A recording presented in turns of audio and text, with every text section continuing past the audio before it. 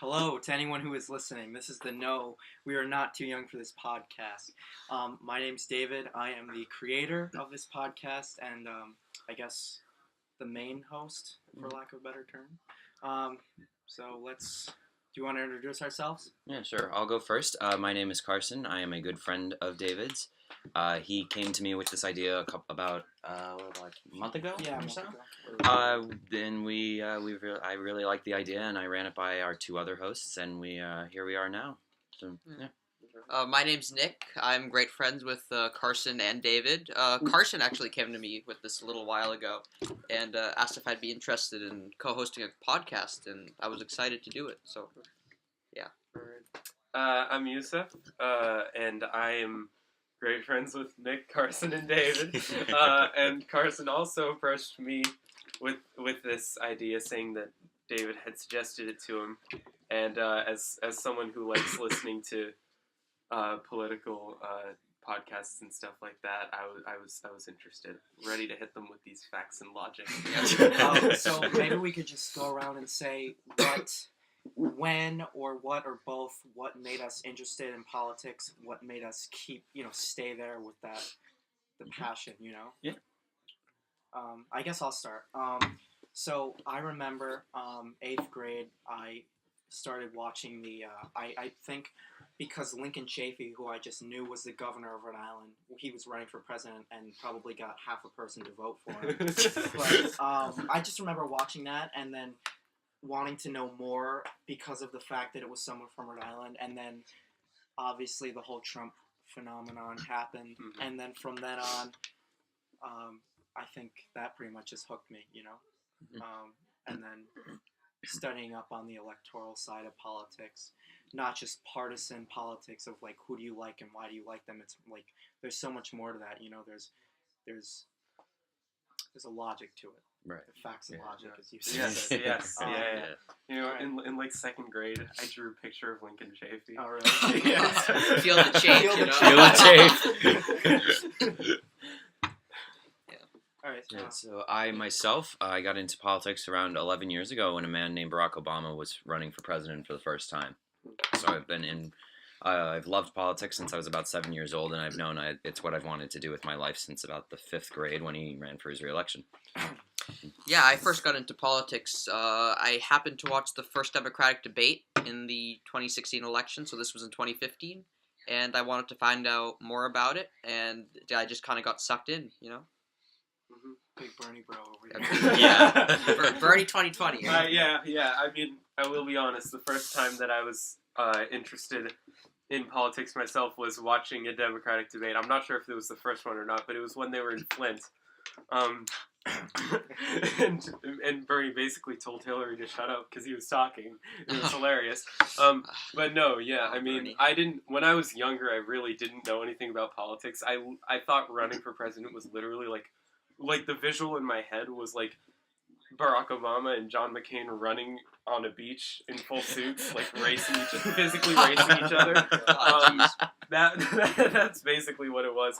Yeah, but I don't know. It was like it's interesting because I got interested in politics because of like Trump and like that mixed with identity things.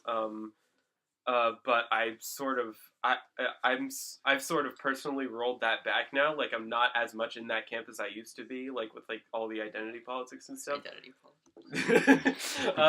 Yeah, but that was what got me into politics in the first place. But then I kind of changed my mind on that. But I was still interested in politics anyways. So I guess that's what happened. Before we get to our main subject, I just want to ask you each a question, so we can get an idea. Stand politically. So if you would say one Democrat you would have voted for in the 2016 primary and one Republican you would be open to voting for in the 2016 primary, could we just maybe go around and I'll start. I'll say for the Democrat I would have voted for Hillary Clinton, and for the Republican I probably would have probably chosen, I want to say, John Kasich, the governor of Ohio, probably because he is a good, I guess, choice because he's not one of those like Republicans with Democrats with an R next to their name. He's an actual Republican, but he has this like. He's more moderate. He's a moderate. He's more and moderate. He has yeah. he has standards. He has morals. Yeah. All right. So let's go.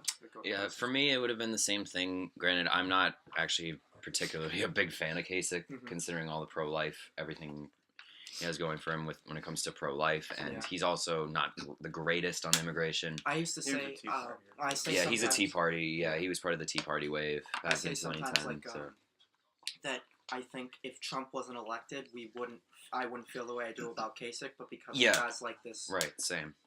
It's like. It's like the default Republican. It's not the Trump Republican. Well, and he's been, there's rumors that he's been speculating running against Trump for the in-party nomination. It's not gonna happen. It's not going to happen. I agree, but I saw something about him like maybe thinking about it. He was like, "Oh, I was the Tea Party before the Tea Party was a thing." I was like, "That's not helping. That's not was helping Boehner. the case, buddy." But like, okay. Ever heard of John Boehner? All right, Nick. I would have supported John Kasich as well in the Republican primary, and in the Democratic primary, I supported Bernie Sanders because Bernie is my boy. Yeah. Yeah, so I'm basically in the same camp as Carson and David on this one. I would have supported. I would have voted for Hillary. Well, actually, I mean, in the moment of the Democratic primary, probably would have voted for Bernie. But if me today was there back then I probably would have voted for Hillary. Nick, I see you shaking your head. Whatever. But yeah, and then basically, and basically the only person I could give some leeway in the Republicans is Kasich. Yeah. I mean, unless you want to say there's probably some people earlier. I mean, maybe Rand Paul. I don't know. Yeah, Rand Paul. No, that's even a stretch. Yeah, that's a stretch. Yeah. He's well, the real. I feel like he's a Republican Bernie Sanders. You know what I mean? Bernie's like this outsider, progressive. Like I'm gonna change I see and that. Rand Paul is a completely opposite ideology, but like the way of just his whole like shtick. You know? The thing that annoys me about Rand Paul is some of his weird like isolationist ideas. Yeah. When he was praising Trump for pulling out of Syria, I was like, "Shut up, Rand Paul." Come on, Randy. Well, you got to think about it. Like a real Republican who ran that didn't even run as a Republican, Jim Webb. Yes. Yeah. Jim Webb, he ran as a Democrat, and he was on Trump's. If I'm not mistaken, he was on Trump's shortlist for VP. Yeah, he there's a lot of people. He voted for VP. Kavanaugh, I think, and Gorsuch. No, he's been off the. He's been out of the Senate for like a good 5 years now. Oh, maybe I'm thinking of someone else. Manchin. Definitely Manchin. Manchin. Manchin would probably definitely be on Trump's shortlist for VP. Yeah, because he's I mean, he's good on like healthcare and everything else. He's conservative. Like social. I mean, like I'd rather have him than Patrick Morrissey, who was running against him. Yeah. But yeah. All right. So now that we're done with that, I guess we can move on. I wanted to talk about the 2018 midterms, what we noticed from that, and what we think that means for Trump's reelection, 2020 in general, where we think Trump is vulnerable from the 2018 midterms, and where we think he is well-to-do from the 2018 midterms. I think one of the most important the two most important things that we could probably take from that is the Rust Belt, Michigan, Wisconsin, and Pennsylvania. Those that whole group of states that went to Obama in 2012 and Trump in 2016.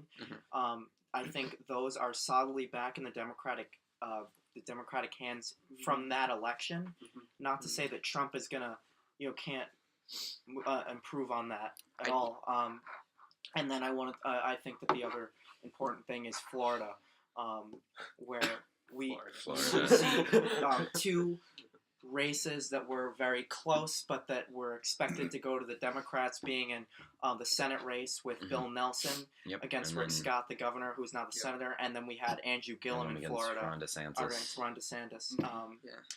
So maybe we could just say from that, if we were to go based off that, I think Trump loses.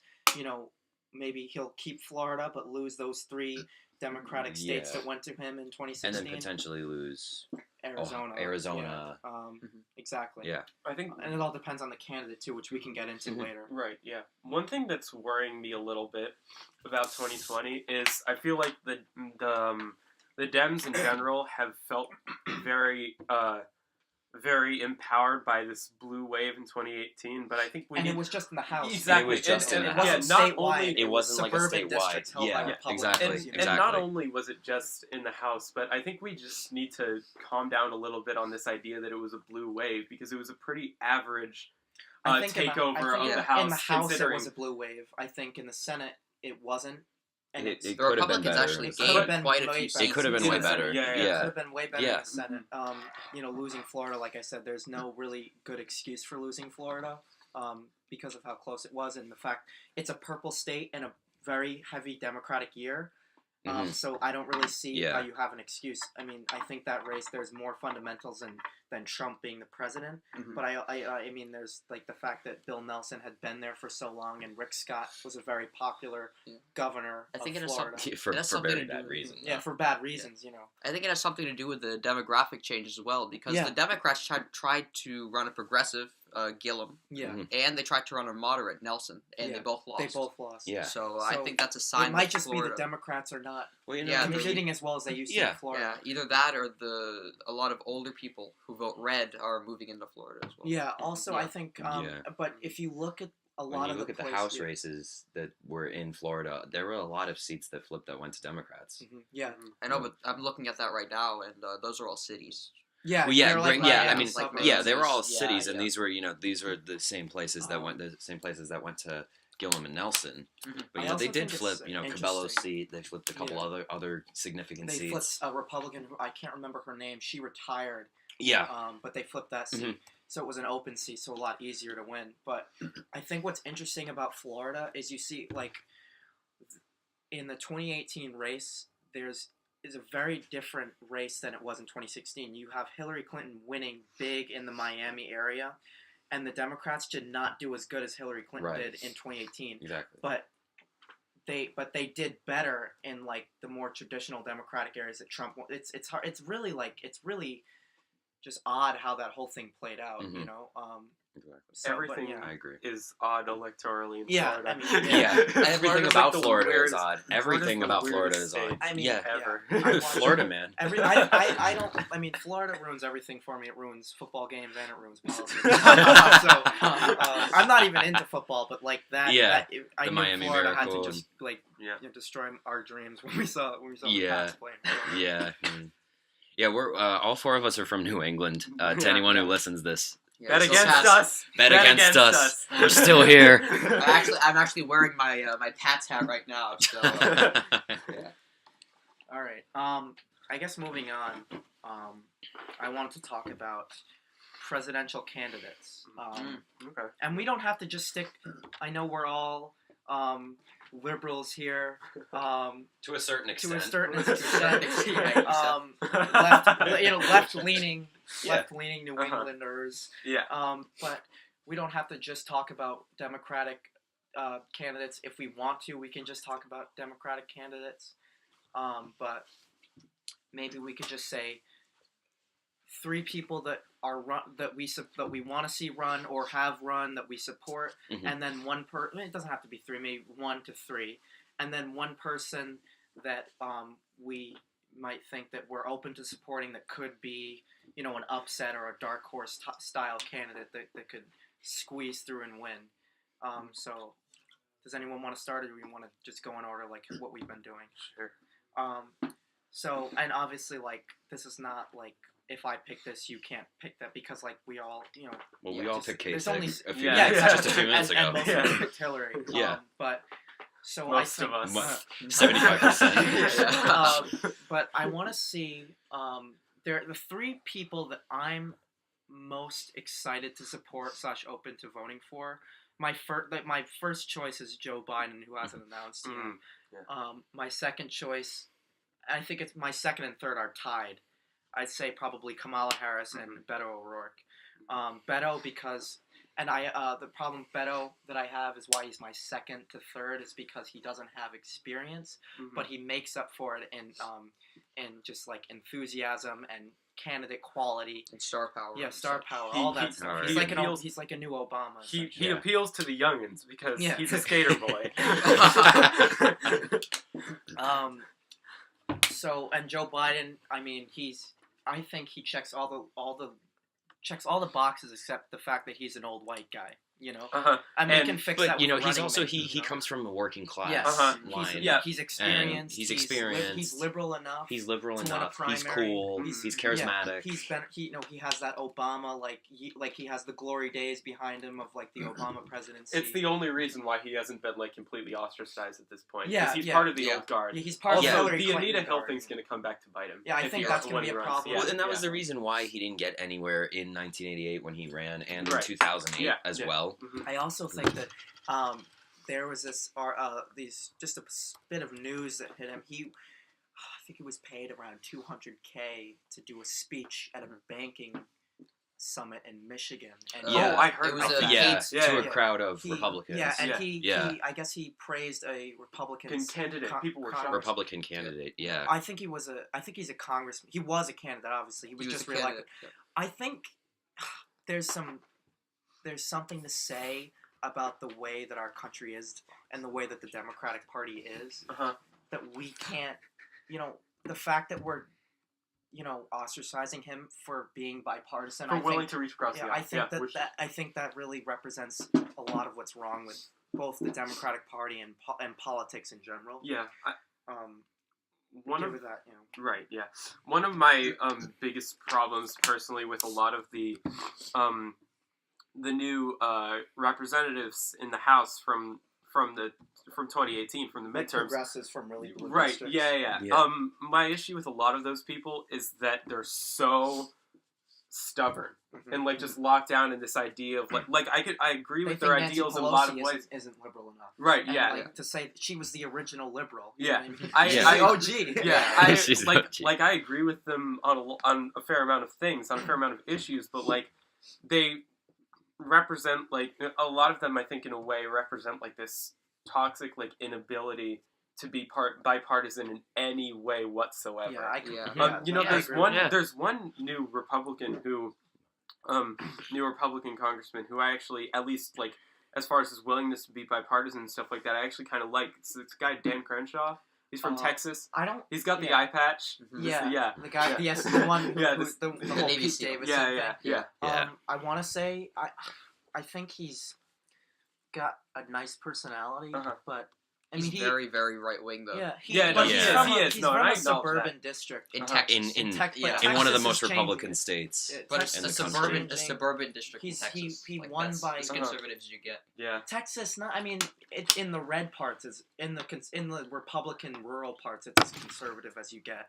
Yeah. But that's not most of the state. Most of the state is suburbs and cities. You know what I mean? Mm-hmm. Yeah. Obviously, Texas isn't going to go for a Democrat in 2020, but maybe 2024. It's going to be a lot closer. Yeah. Well, and they came. They came just a couple 100,000 votes away from electing a Democrat in a statewide election. In a statewide election. Beto O'Rourke. I've said this before. The reason why he's so popular now is because of this, he's the star power and the fact that he got so close to beating this completely despised figure on the left and by pretty much anyone who, enjoys life. I heard this quote from Lindsey Graham about Ted Cruz, where he said, "You could kill Ted Cruz on the Senate floor, and you probably wouldn't get convicted." If the trial was in the Senate, you wouldn't get convicted. Yeah. I guess we. So, Carson, who do you want to support? And, I didn't say the dark horse yet.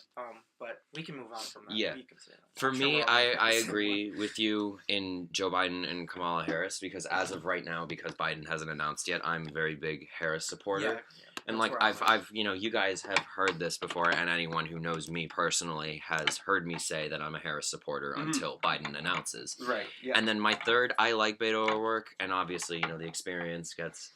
This will sound a little strange because obviously, I'd say my third, I would put Garcetti over Mayor Garcetti. It's either Mayor or Garcetti. Yeah, I'd put Mayor Garcetti just because he makes the Democratic Party's image look a lot better. I think because, if I'm not mistaken, I think he's Italian, Jewish. He's Italian, Jewish, and Mexican. Yeah. Italian, I Jewish, actually and know more about Mexican. his dad Italian, than I Mexican, do and about Jewish. him. I know, like, that he's not. You support him, but I don't think he has a chance. I don't think he'll. Make Yeah, it. no, I agree. Mayors typically don't. Yeah, I don't agree. think he'll make it past I like agree, primary. but like I just feel like he might represent because I love Beto O'Rourke as much as the next Democrat, but I think that he makes the party's image look a little bit better than O'Rourke's. Okay. And then maybe some other candidates do. Yeah. So. If he was in the House or the Senate especially, or maybe even governor of California, I would seriously consider supporting him. But Yeah, he's a mayor, and he doesn't have name recognition either. Also, did you guys notice this? That after the Texas Senate election, both Ted Cruz and Beto O'Rourke grew beards.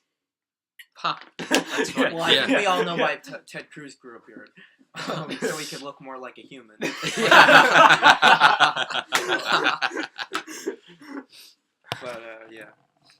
Oh god.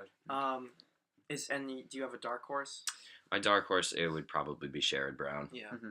Sherrod Brown. I think Sherrod Brown's a lot more. To me, I think he's Sherrod a lot Brown more. or Cory Booker. Yeah, I think Sherrod is a much more swallowable candidate than Bernie Sanders because he's a progressive. He's an unabashed liberal, and he won in a. What was that? What? Oh, I thought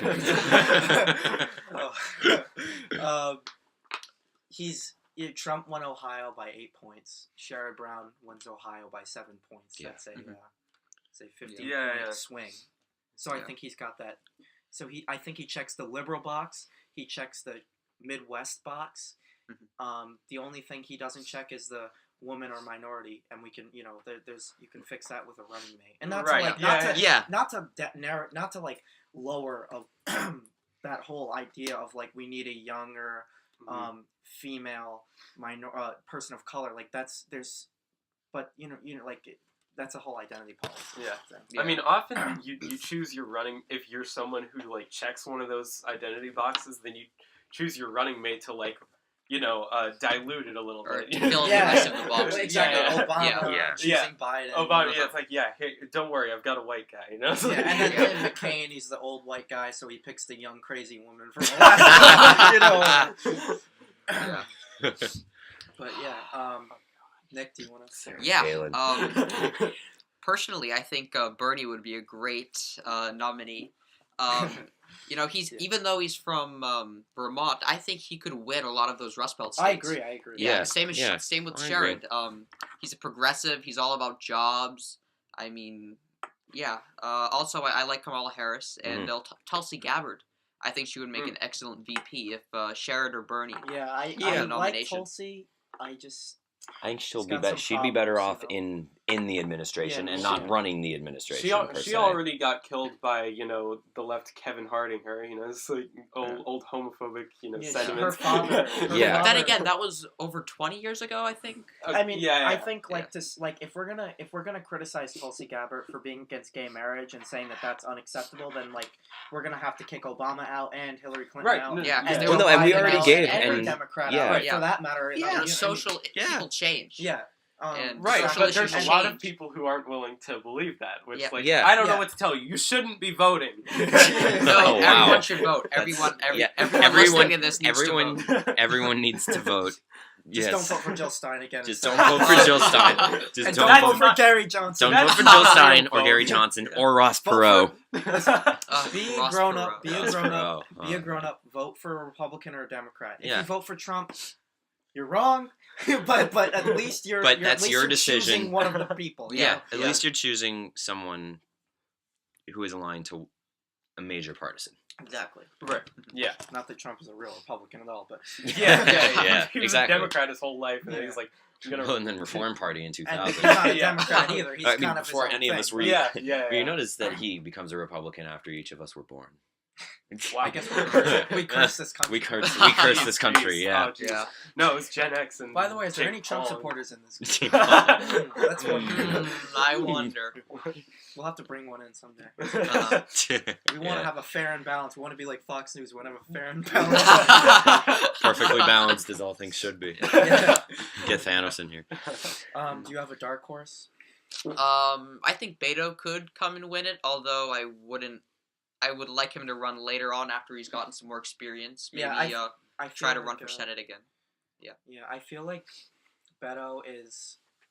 It's like I feel like now is his time because if he doesn't run for either Senate again or president, it's like he's just gonna be that He's guy gonna lose that, his momentum. that was He'll running be for a done. while. I feel but- like he might be like Pete Buttigieg, who would run for president to get the name, Is he to get the from- more name Is he recognition. from Indiana? Yeah, he's the mayor of South Bend. And I heard that he's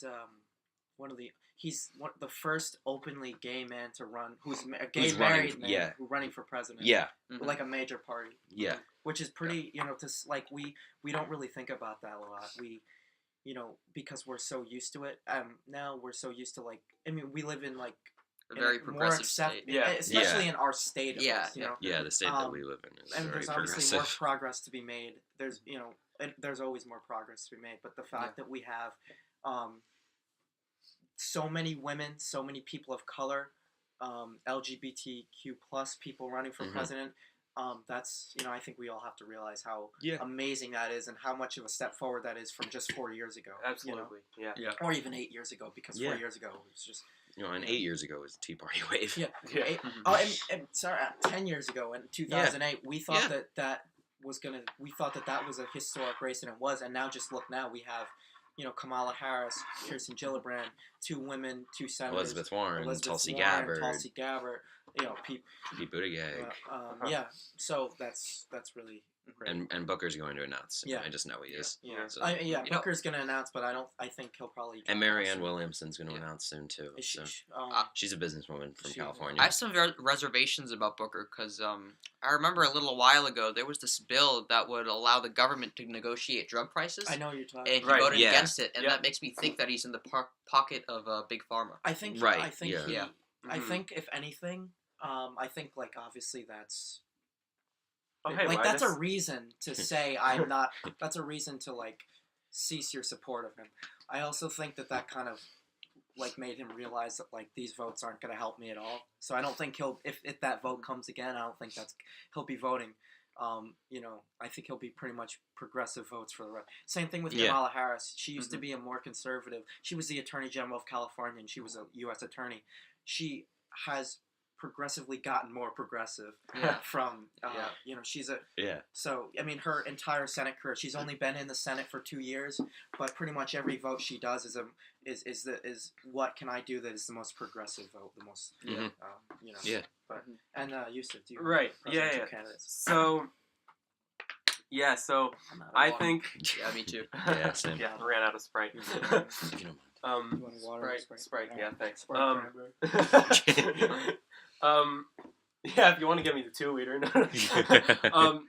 Yeah, but basically, I'm with Carson and David on this one. I think Biden should be the nominee. That'd be, I think, our best chance. And I don't know. I mean, as far as the dark horse, I mean, with Beto, it's like he needs to do something. Oh, thanks. In 2020, or he politically dies, basically.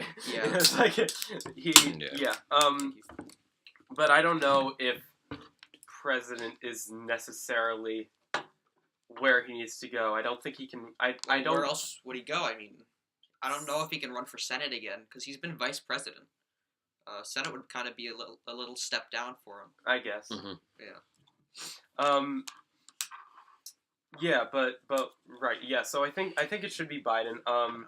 But my second choice would be Kamala Harris. I mean, I guess I don't have too much to say on this topic. Oh yeah, by the way, if anyone wants to know something funny that I learned about what Bernie Sanders was like as a young man, I have a friend in the debate team at my school whose dad went to high school with Bernie Sanders in Brooklyn. And you heard it here first. Bernie Sanders was a full-blown jock in high school. A sports guy. I'm not kidding. Yeah. Well, have you seen him playing basketball? I mean, he's gonna dunk. Steph Curry with the shot. All right. So, I mean, I think we've had a good conversation, and I just want to go around one more time. We've said who we support, but who do you think maybe is the best person, regardless of who you support, to beat Trump, and maybe one or two people. So I'll start off. I'll say, maybe let's just stick away from Joe Biden, since I think we all think we all have we all Biden agree there. fever over here. Yeah. I have reservations about Joe Biden, but I think he would be the best person to beat Donald Trump. Yeah, best chance. Yeah. So if I were to say someone besides Biden, I'd probably say Sherrod Brown. Just based off like that, he's checks the box of being a liberal, and he's from Ohio, which is a super important state. Right. And even no one's ever lost Ohio and won an election. Yeah. So even if he loses Ohio by a little bit, he can still pick up some of the states around Ohio that went to Trump. So I think, he's not my first choice, but I think he's definitely a extremely electable person. I would probably say him as well, but Sherrod Brown. And other than that, maybe Bernie, if he chooses a very young and relatable VP. Yeah, even then that's a stretch. He'd Sherrod have to Brown choose like an Bernie Eric. Sanders are very interchangeable. Yeah, he'd have to choose like an Eric Swalwell or. Swalwell, where is he? He's a U.S. rep from California. Is he from Southern California? Is he young? Yeah, I think he's like 38, 39. I don't think you can have two white guys though. Yeah, that's the thing. That's the thing. Maybe like a Cory Booker or an Andrew Gillum. I think like a Tulsi Gabbard. I think would maybe be even a Tulsi Gabbard. VP. Yeah, I think right now the best ticket in my mind, if I were to bet on what would be the ticket, and if I were to say what is the best ticket, I think of Biden. Kamala Harris. Yeah. I like that. That would be a very, that's very the best strong, ticket, I think. Very strong ticket. Very strong. Yeah. So. I would say probably Sherrod Brown or Bernie Sanders, obviously, because of their strength in the Rust Belt and in Ohio. And Kamala Harris. She reminds me of Obama a lot. Yeah. Like a first-term senator. Yeah, She first-term runs after senator. a few years. Yeah. Charismatic. Charismatic. Personality-wise, Beto is even more similar to Obama, though. Yeah. Well, the thing is, I think only one president has become president after their only qualification was being a rep. Oh, so I think if he would Congress. Yeah, like a Congress representative. Yeah. So if he were to run for Senate and win a Senate seat, or for governor, even though that would never happen, a Democratic Texas governor. Well, I mean, Doug Jones got elected in Alabama, so Yeah, but those are extreme circumstances. You had a you had a pedophile. You accused pedophile running. Even the GOP trashed him. Just you can't associate with this guy. The other Republican senator in Alabama didn't even vote for him. Or he voted for a write-in candidate, and Jeff Flake from Arizona donated to the Democrats' campaign. But it's Jeff Flake. Flake lived up to the name. Yeah, all the time. Exactly. All right, Yousef.